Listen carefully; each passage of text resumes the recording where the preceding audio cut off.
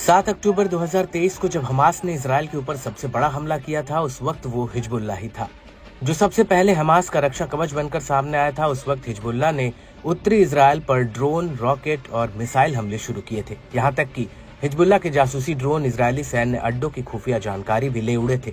हालांकि उस वक्त इजरायल सिर्फ हिजबुल्लाह के हमलों को रोकने के लिए जवाबी हमला कर रहा था, लेकिन 27 सितंबर 2023 को आईडीएफ ने लेबनान की राजधानी बेरूत पर 80 टन से ज्यादा के बंकर रोधी बम गिराए थे और इस हमले में हिजबुल्लाह प्रमुख हसन नसरल्लाह की मौत हो गई थी।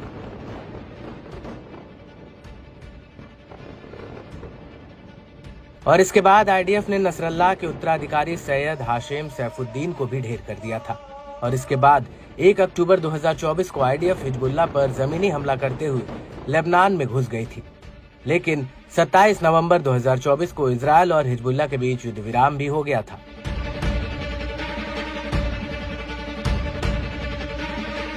हालांकि युद्ध रुकने के बाद ये नहीं पता चला था कि नसरल्लाह और सैफुद्दीन का अंतिम संस्कार किया गया है या नहीं, लेकिन उस वक्त हिजबुल्लाह ने कहा था कि उसने नसरल्लाह का अंतिम संस्कार कर दिया था।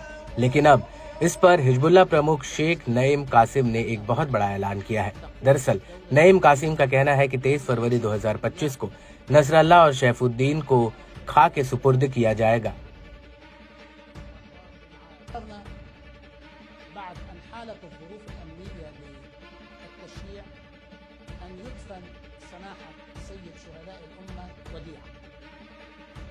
وبعد أن دفن وديعة كل هذه الفترة ارتأينا أن نختار يوم 23 إشباط। आपको बता दें कि सैफुद्दीन को लेकर कासिम का कहना है कि सैयद हाशिम सैफुद्दीन नसरल्लाह की मौत के बाद प्रधान सचिव चुने गए थे, लेकिन इस घोषणा से पहले वो शहीद हो गए।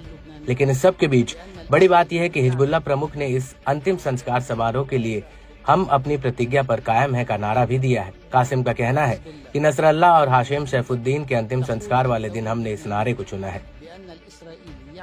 आपको बता दें कि शेख कासिम ने दक्षिणी लेबनान में आईडीएफ की मौजूदगी को लेकर भी कुछ बड़ी बातें कही हैं। कासिम का कहना है कि इजरायल के मौजूदा युद्ध विराम उल्लंघन के लिए लेबनानी राज्य इसका जवाब देने के लिए पूरी तरह से जिम्मेदार है।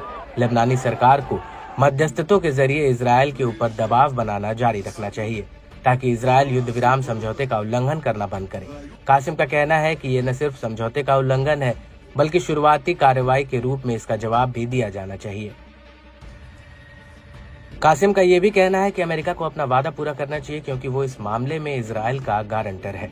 अमेरिका को इजरायल के ऊपर दबाव डालना चाहिए ताकि वो समझौते को लागू करे। शेख कासिम के मुताबिक अब प्रतिरोध की अपनी प्रतिबद्धता से बंधे हुए हैं। प्रतिरोध एक रास्ता और एक विकल्प है। हम सही समय पर अपने आकलन के हिसाब से कार्य करते हैं। इस सब के बीच आपको ये भी बता दें कि शेख कासिम ने हिजबुल्लाह के खिलाफ फिर से साजिश रचने को लेकर अमेरिका इजरायल को चेतावनी दी है। उनका कहना है कि दक्षिण लेबनान में जनता को दोबारा अपने घरों की तरफ लौटना ये दिखाता है कि इजरायल लेबनान में कब्जा करके नहीं रह सकता और आम लेबनानियों के बलिदान से ही इजरायली कब्जे से मुक्ति मिलेगी।